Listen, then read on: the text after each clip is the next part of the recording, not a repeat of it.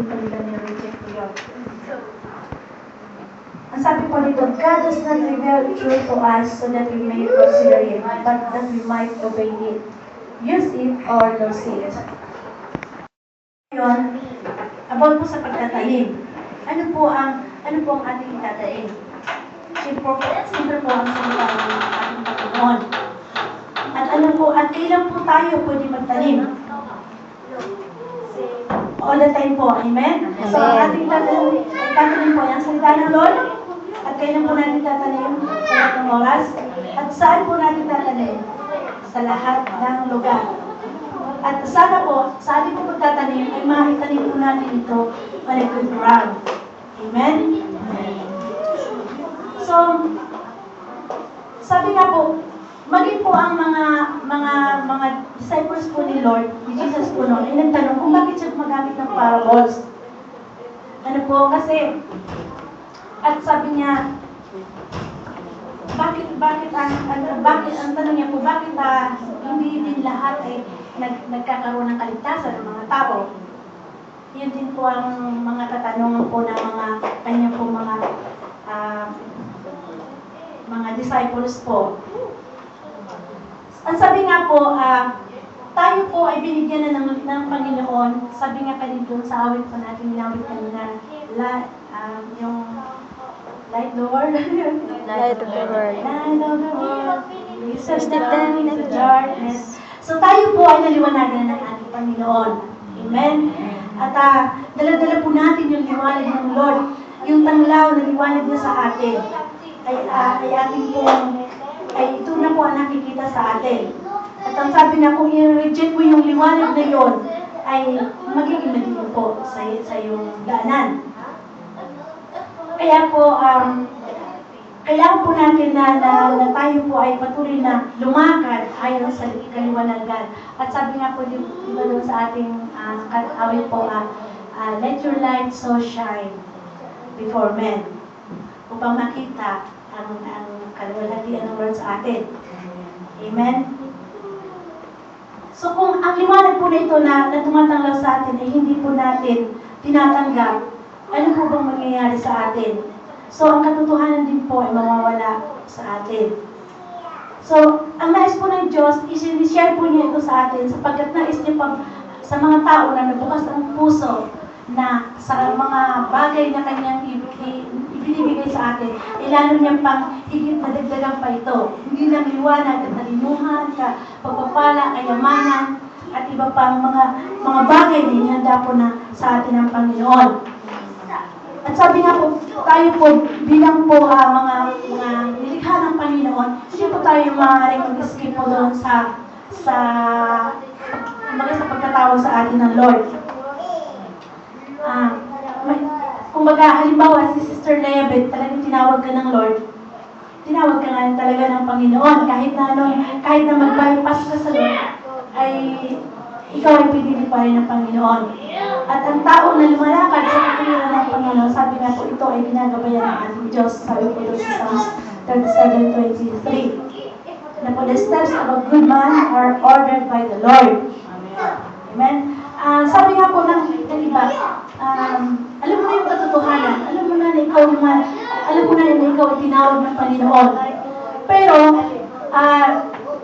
kapag dumarating po yung panahon na ikaw ay nanghihina na may problema ka, sasabihin mo, Lord, pwede po ba muna magpahinga? Huwag na muna ako ngayon maglingkod sa iyo kasi marami pa po akong ayusin. Katulad po na nabanggit sa atin ni Sister Tess kanina na yung sa exhortation po niya, may mga kadahilanan po tayo, gusto po natin magpahinga, at sasabihin mo, Lord, saka na lang po ako babalik sa iyo kapag okay na yung problema ko. Kapag okay na yung inaayos ko, pabalik na muna ako kasi napapagod na ako. Pero alam mo po na may ipinag-uutos po sa iyo ang Panginoon, may pinagagawa po sa atin ang Panginoon. So ano po dapat natin gawin? Kailangan po natin na balikan po muli yung ating kung ano po yung dati nating ugnayan sa Panginoon. Praise the Lord. Kaya po, kung yung mga pinapahayag po sa atin ng Lord, patuloy po natin ito gustong i-consider po ito natin sa buhay natin. At ito po gamitin natin ang mga pagpapalang po ito, ang mga regalo ito na ibinigay sa atin, mga bagay na pinagkatiwala sa atin ng ating Panginoon. Sapagkat kung ipagwawalang bahala mo po ito, maaari po itong mawala. Ano po, ngunit kung hindi papagamit mo sa Panginoon, ikaw ay lalago. Amen.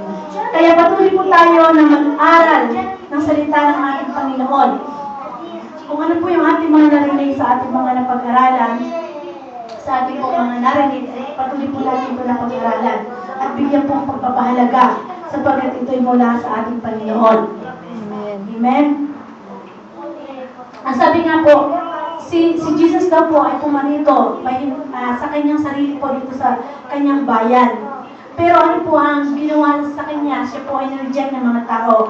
Pero ang ating po Panginoon, dahil sa laki ng pagmamahal niya po sa bawat isa sa atin, ay siya po ay nilapitan niya ang bawat isa.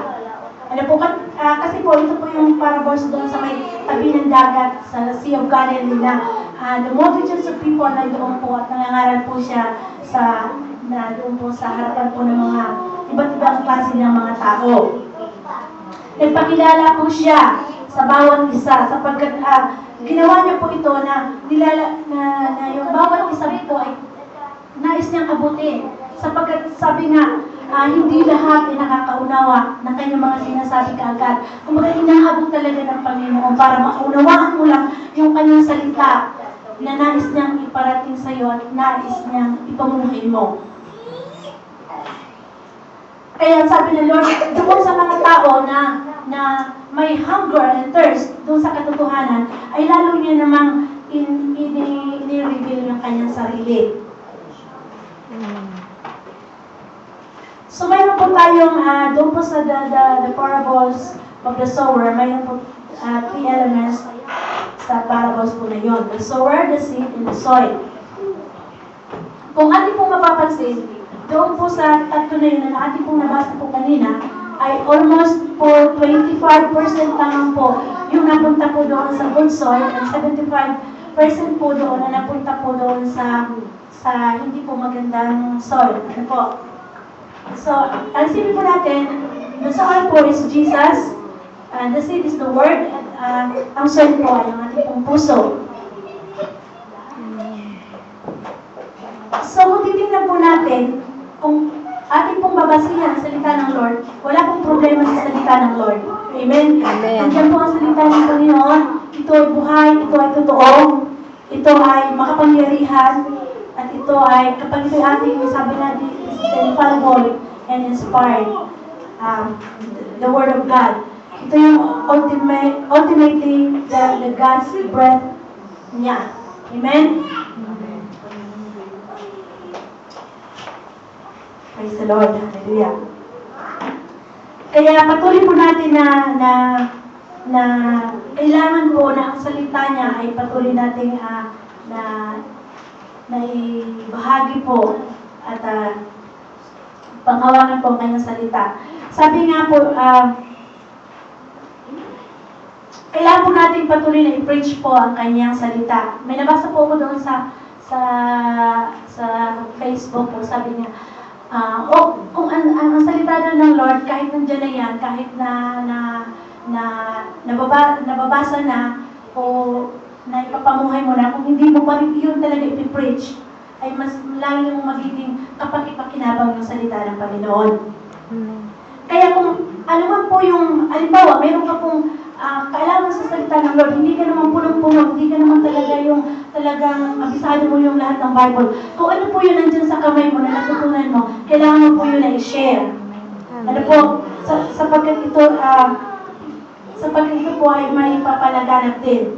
Kaya lahat po tayo ay mayroon po tayong kapakinabangan po. Hindi po dahil si pastor ay siya lang po nagtuturo. So, lahat po tayo ay nakatanggap, nakarinig. Sabi nga po dito doon sa binasa natin po kanina, lahat yun ay nakarinig. Pero may hindi nakaunawa, may napunta doon sa daan, may napunta doon sa batuhan, at mayroon din napunta doon sa matinik, sa thorny ground. So, kung papansinin din po natin, sabi nga po ng Lord, sabi nga po dito, di ba? Darating daw ang Panginoon na hindi lahat ay, kumbaga, ang lahat ay, ang kanyang salita ay makakalaganap sa buong mundo. Amen? Alam natin po yan. Marami po mga kaparaanan, lalong-lalo na po ngayon. Kaya wala pong makapagsabi, Lord, hindi ko naman niya narinig. Kahit kung dumating po ang ating Panginoon at sabihin niya, o ikaw, sister, ano bang ginawa mo dito? Ano bang ginawa mo doon sa salitang narinig mo? Yun ba, itinago mo lang sa puso mo, sa baon? O yun ba, ibinahagi mo lamang, ibinahagi mo man lang yung kahit sa kapatid mo, o sa amo mo? Ano po? So marami pong kaparaanan po na sa pagpapalaganap ng salita ng Panginoon, kaya ang lahat po ay makakarinig. Kaya hindi po, wala pong makakapagsisi sa Panginoon na, Lord, hindi ko narinig ang bagay na yan. So kung ano yung magagawa mo na ngayon, ay gawin mo na. Huwag po tayo mapapagod.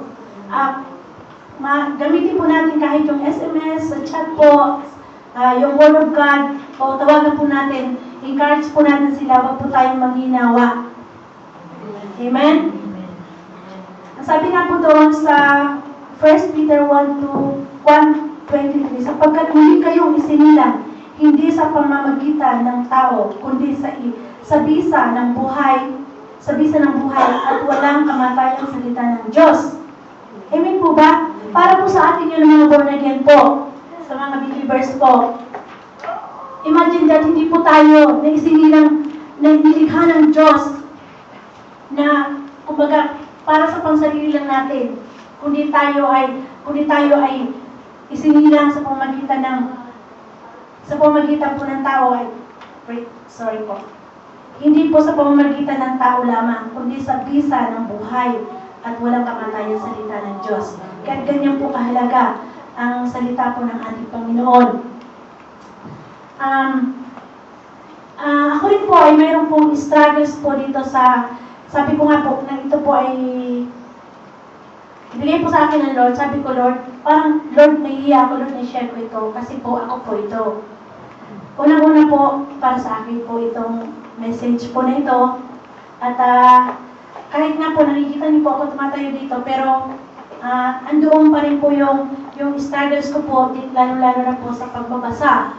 At alam mo yun, Sister Divine, kaya nga natutuwa po ko doon sa sinabi niya po kanina dito talaga nagwas ka ng paraan para magano. And kung mayroon po dito sa atin na mayroon din pong struggle sa pagbabasa po, pag-meditate ng Word of God, ay it's about time na po na tayo po ay muli po maghanap po sa ating Panginoon. Amen? Sabi niya na po dito, being born again, not of corruptible seed, but of uncorruptible by the Word of God, which liveth and abideth forever. Amen? So, wala pong problema po doon sa seed. Ang kailangan po natin doon sa seed ay atin lang pong i-share. Ano po? Huwag po tayong mapagod doon kasi sabi nga, share ako na share sa kanya, pero parang wala naman. Diba? Parang hindi naman sa kanya matalag yung aking sinasabi. Lalong-lalo na po doon sa yung kinukulit mo na, lahat na narigaluhan mo na, isinundo mo na. Diba, marami tayong ginagawa para lang maakay mo, tapos pinamasahihan mo na. Marami tayong ginawa para mawin lang yung soul. May share ang mga sabi, Lord, tapos sasabihin niya, o sige sister, sasama mo na ako, pero sa susunod hindi na muna ako. So, ma-upset ka na naman. Pero wag po tayong ma-upset. Kasi po, sa bawat, di ba doon sa mga nabasa po natin kanina, sabi doon, yung mga nalaglag na mga seed doon sa mga batuhan, may mga tumubulo rin, di ba?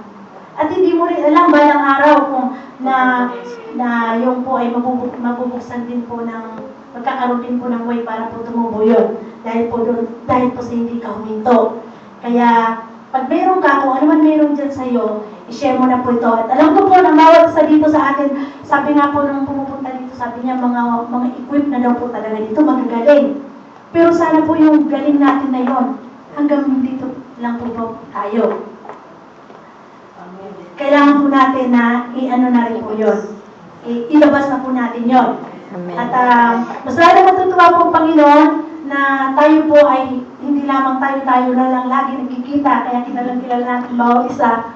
So, siguro po, kailangan po natin talaga na humayo na at ipaggamit natin na i-share na po natin ang kanyang mga salita. It's about time na po. Ano po? Sabi nga po, yung makikita natin kahit sa televisions, mga missionaries, mga workers po, ay yung mga sermon preach po doon sa YouTube, lahat po makikita natin talagang inaabot na ang buong mundo ng salita ng Panginoon. At isa rin ito sa pribilehiyo po natin. Ano po?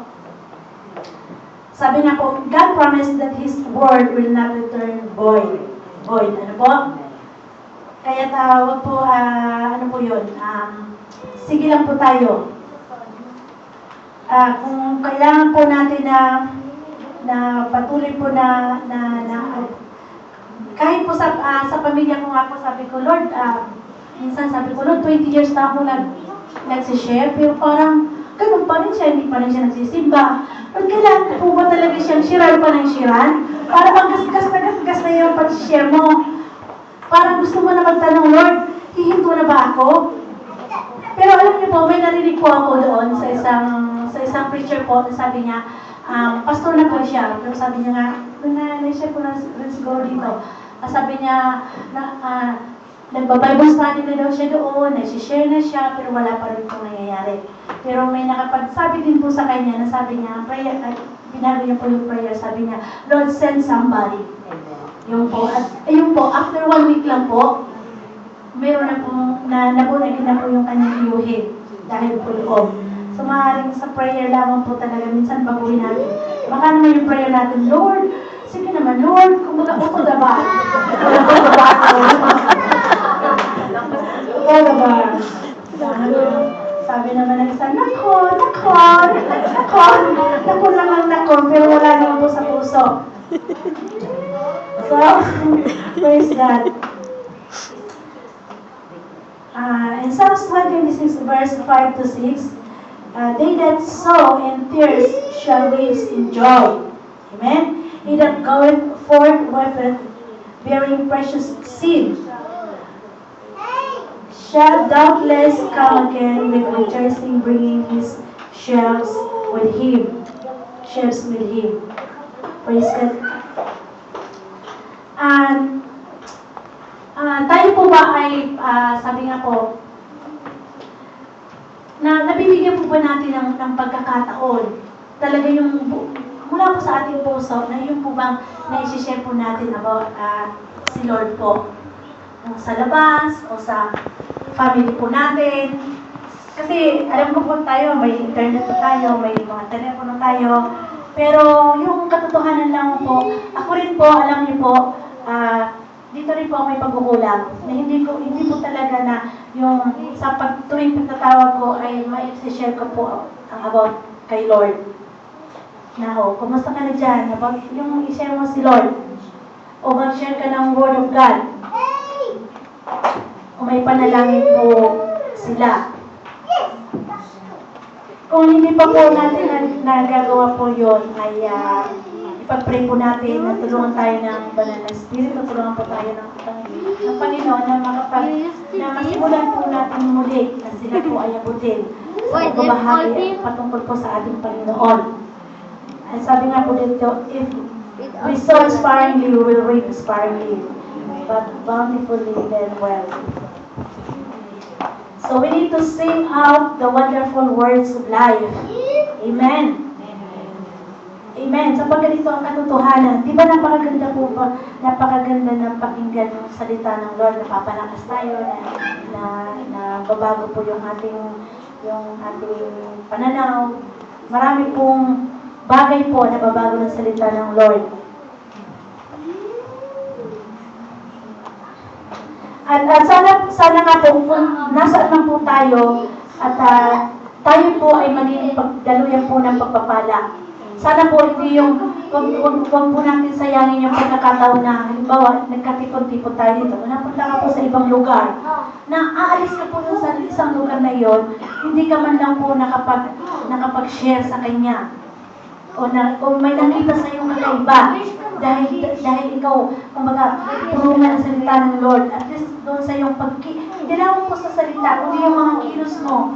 Yung paano ka sa kanya makitungo, paano ka sa kanya makipag-usap. Sa pamamagitan po noon ay mag-bless po ang mga tao po. So, kailangan po natin na all the time po ay i-share po ang kanyang salita. Dahil po, unang-una po, ang ating sower po ay si Jesus. At si Jesus po, at tayo rin po, as mga disciples po ni Lord, tayo po din ay mga sower. At sabi nga, si Lord ay nag-sow noon sa lahat ng lugar na kanyang naabot.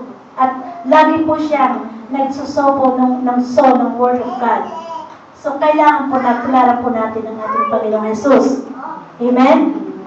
Sabi nga po doon, sow plentifully everywhere. So, Nakon?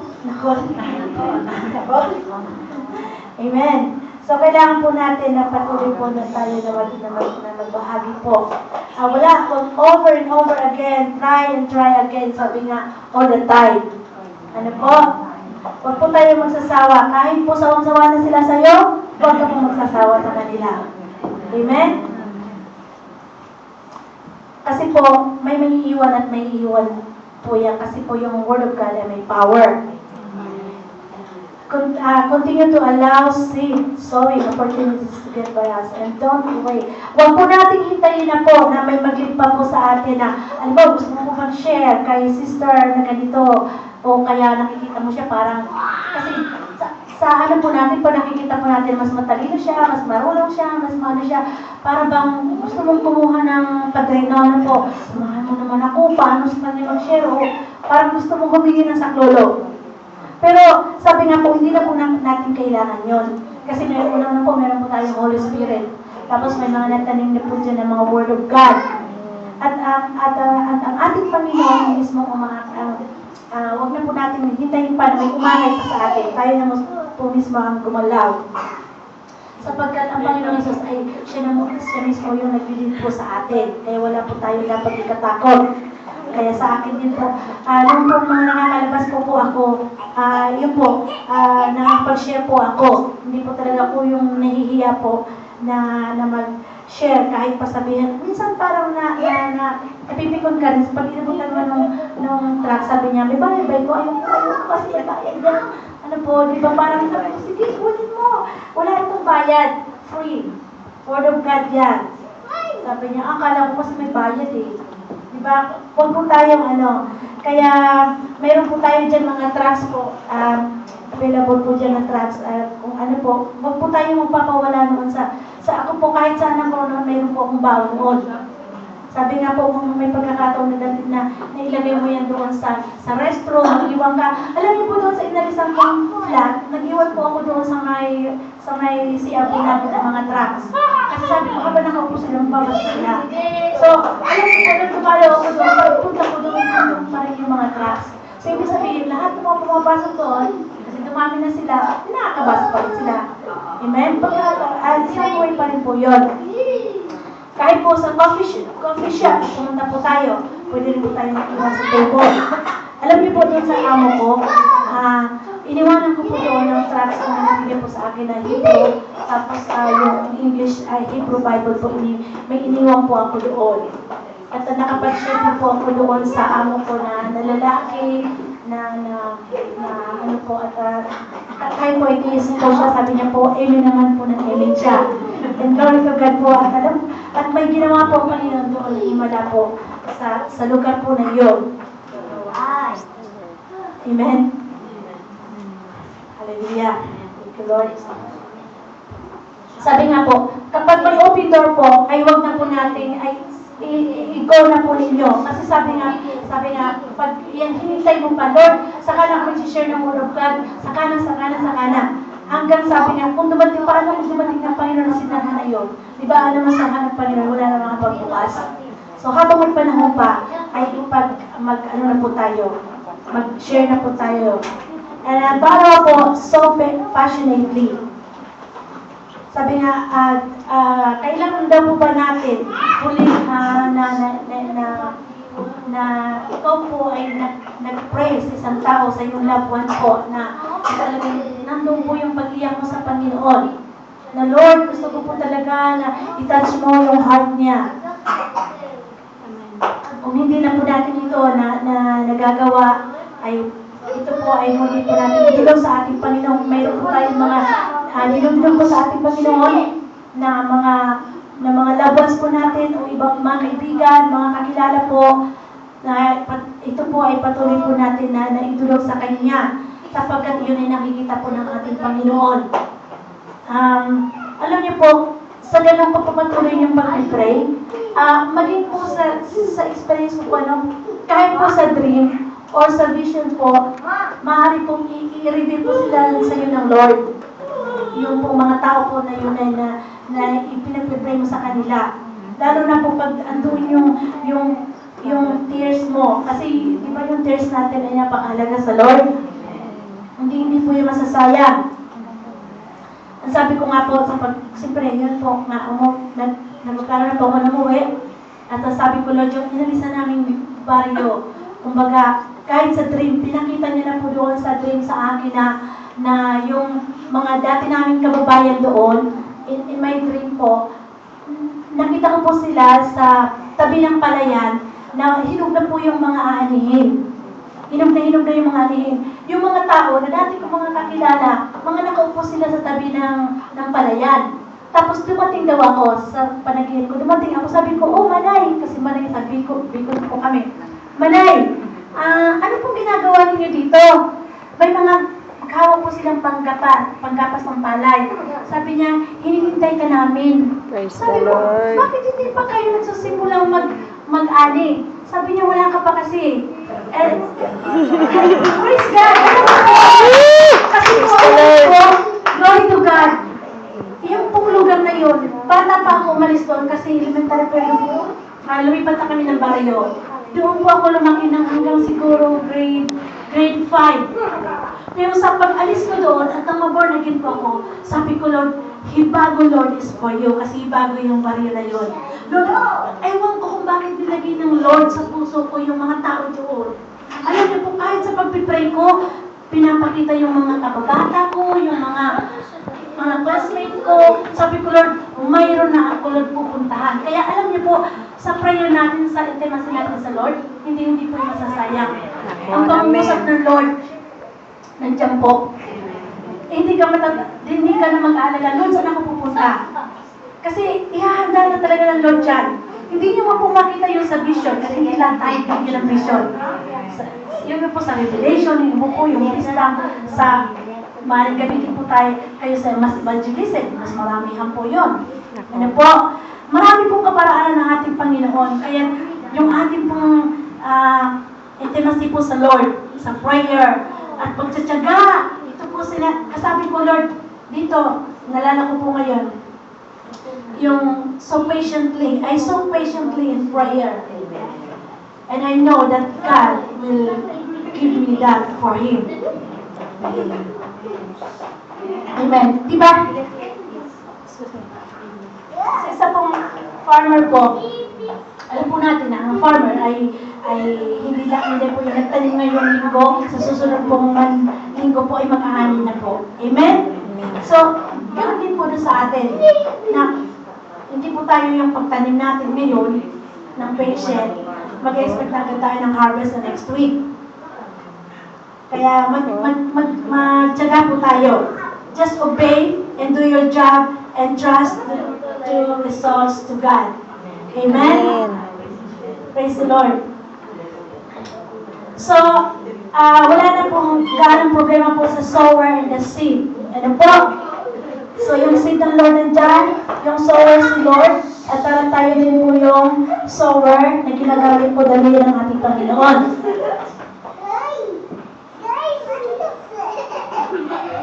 Praise God. So, ito pong apat po na ito na sa parables po, mayroon pong apat dito yung seed po na nahasik po doon sa daan. Ito po yung mga nakarinig na po ng salita ng Lord, pero dumating nga daw yung ibon, yung magnanakaw, at ito po ay nawala. Ito po yung nakapakinig na ng salita ng Lord, pero hindi po nila naunawaan. At kung ating po papasalin yung daan, ito po ay dinadaanan ng mga tao, maraming tao, kaya yung daan po na yun ay matigas. Yung seed po na malalaglag po doon, hindi po agad siya tutubo kasi matigas po. At kung ating hindi papasalin, siyempre marami pong pumadaan, marumi. Ano po? Danan din ng mga hayop, di ba sa probinsya, danan ng kalabaw, danan yung ibon, yung mga haso, di ba? Doon na rin po pumadaan. So, pero para sa atin po, ito yung, sabi niya, ito yung tao with an indifferent heart. Ano po? Nihalitulan po tayo sa iyong way side na yon na seed na nalaglag po doon. Ito po yung picture po na ito po yung wala po silang maintindihan. At ang salita po ng Lord sa kanila ay hindi po tumitimo. Kumbaga narinig nila yung salita ng Lord, pero kagad po itong nawala. Bakit po nawala? Dahil po kumbaga, nandun pa siya sa kasalanan. Kumbaga, hindi pa po siya nag-born again. Kasi ito po ay hindi pa po doon sa mga na-born again po. So, born again ka o hindi born again, lahat po tayo nakakarinig. Kasi sinabi po ay nakarinig. So, ano po kailangan po natin na gawin doon sa mga tao po na nakarinig na ng salita? At tayo po yung mga sower din po na Lord. Kailangan po natin silang ipanalangin. Yun po ang ating mga rin gawin po sa kanila. Amen? Na magkaroon po ng puwang na dumalay din po sa kanilang puso yung salita upang maranasan din tayo yung ating mga naranasan na nagagalak ng puso natin na sa pakikinig ng salita ng Lord. I believe po na tayo po ay nagagalak po sa salita ng Lord kasi hindi po tayo dito papabalik-balik po kung hindi tayo nabibless sa salita ng Lord because of God, because you love God, and because you worship God. Kaya po, nandun po yung uhaw ng puso ninyo sa Panginoon at sa kanyang mga salita. At ang pangalawa po yung stony ground. Ito po yung sabi nga po, mga seed na nalaglag sa batuhan. Shallow lang po ito, sabi nga po ng manipis lang, dahil po sa manipis lang yung mabato siya, pero manipis lang yung lupa, ito po ay tumubo kaagad. Pero sabi nga, yung init ng araw, ay ito po kaagad ay namatay, nawala po yun. So, mababaw lang po siya. At inahiling tulad din po ang stony ground ito, or shallow ground. Shallow po, ay sa impulsive heart. Ano po? Ang salita po ng Lord ay kanyang narinig at siya po ay nagalak. May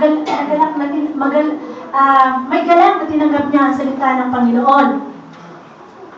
Pero nang dumaan po yung yung pagsubok, yung persecution, kagad po siya nanlamig at hindi po siya nanatili.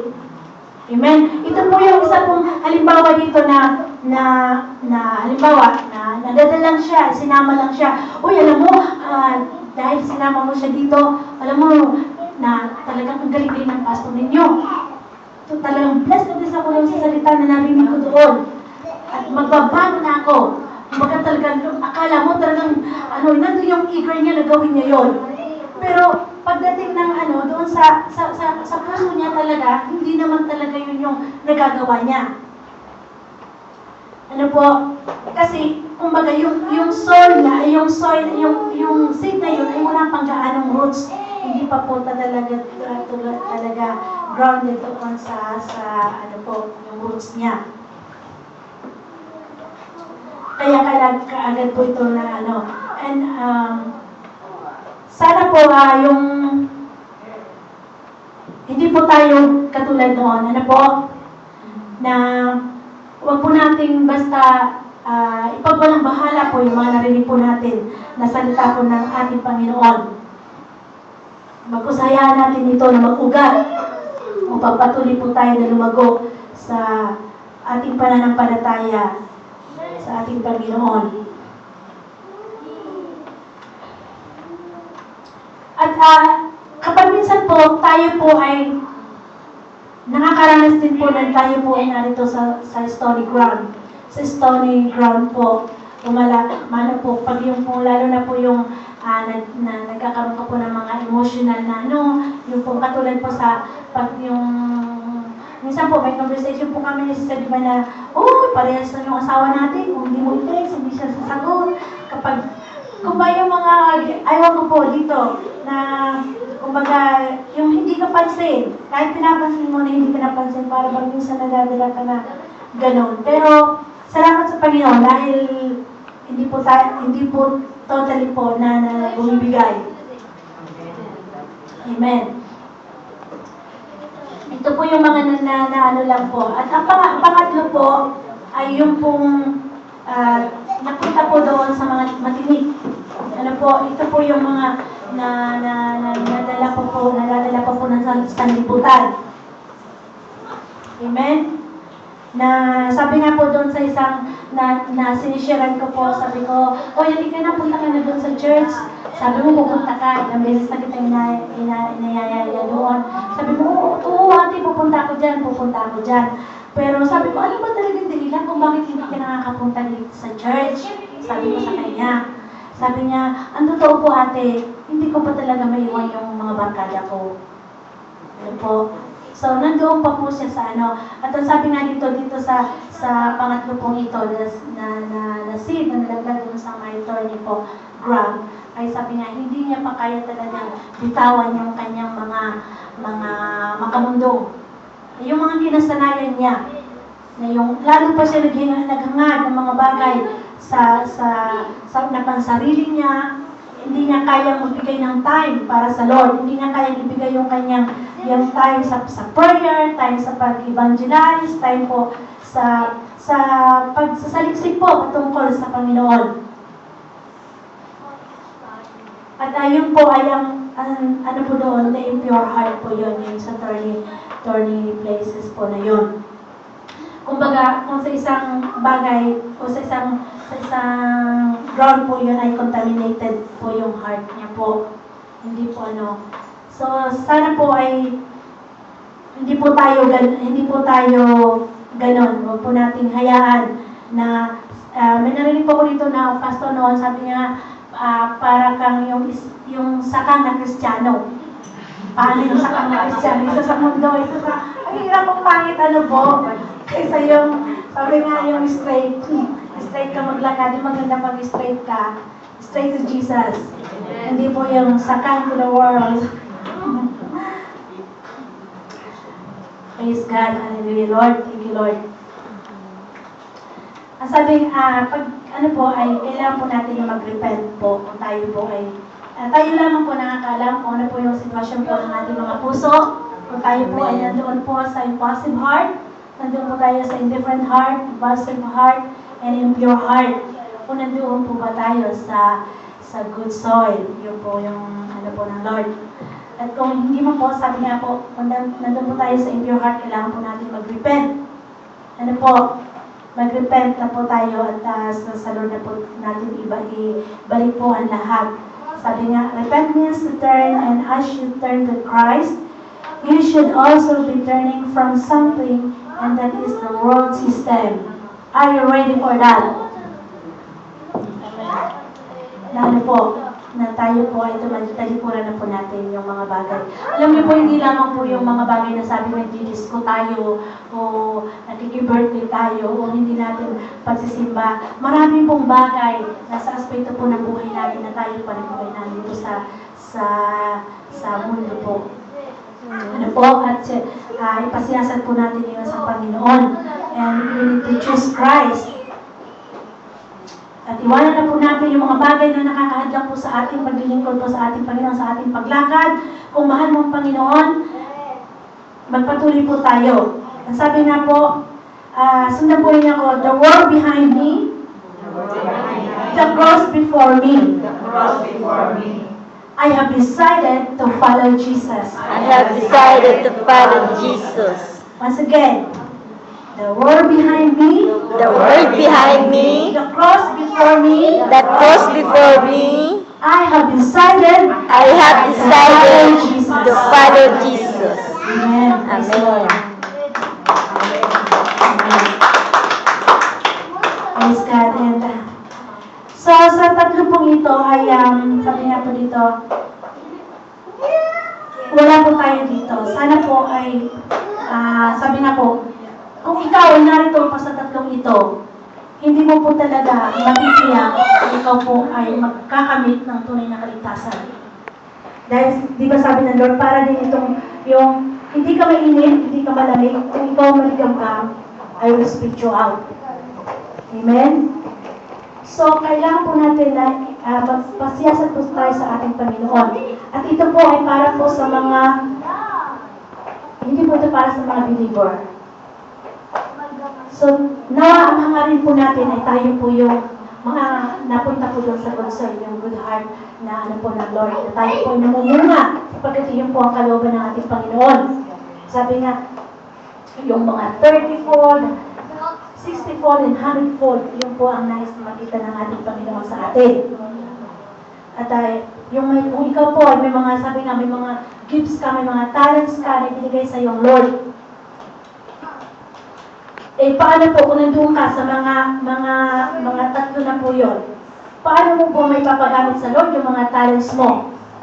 Kung ikaw ay, so, yung talents mo po, kung ikaw po nananatili sa tatlong yun, so maaari po kunin po yun ng Lord at ibigay po doon sa meron na. Kasi sabi niya, yung meron na, ano pa yung magbibigyan? Kung ikaw marunong mahusay ka din sumayaw, mas lalo kang gagaling sa sayaw. Halimbawa, hindi po nagpatuloy sa pagsasayaw. Sister, hindi mo papatuloy yan, magaling sa sayaw. Sister, nakita kita. So, ano po natin? Ibigay po natin yung the best po natin sa Lord. Amen? Kapag iyon ang nakikita nga. Sabi nga, makikita daw yung ating mga gawa, ay yung ating sa pamamagitan ng ating mga gawa, hindi lang po sa salita. At yung mga talaga namumunga ay makikilala din ng Panginoon. At sabi niya daw, faith without works surely is dead. Amen? So gusto mo nga lang, marami kasi nasabi, Lord, masisiba ako, Lord, papatuloy ako, Lord, magbabago na ako, hanggang sa bibig na lang. Pero without works. So it's dead. So we are not saved by works, but the true faith will work. Amen? Mamaya pa ako matatapos. Isang oras pa. Kaya hindi ko kayo na po. Yes, yan. Hallelujah. Tayo po doon sa verse 8 po. This is the heart that humbly receives the truth of the word. In genuine faith and repentance, this one gets saved and is filled with the indwelling Spirit of God. Amen? So, doon na po ako magtatapos po. At itanong po natin, what kind of ground are you? Amen? Amen. Sabi nga po, maging honest po tayo sa ating mga sarili. Itanong po natin doon sa una pong ating napag-aralan po, yung doon sa wayside na sin po na yun. Itanong po natin sa ating sarili, have I become hardened to the things of God? And pangalawa po ay tayo po doon, am I shallow in my commitment to Him and His Word?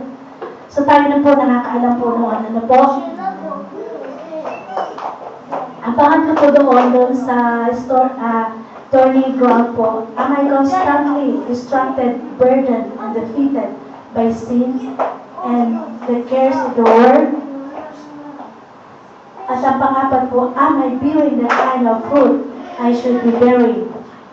Yun po ang mga katanungan po na maaari po natin itanong po sa ating mga sarili at atin po itong ipagkaloob po sa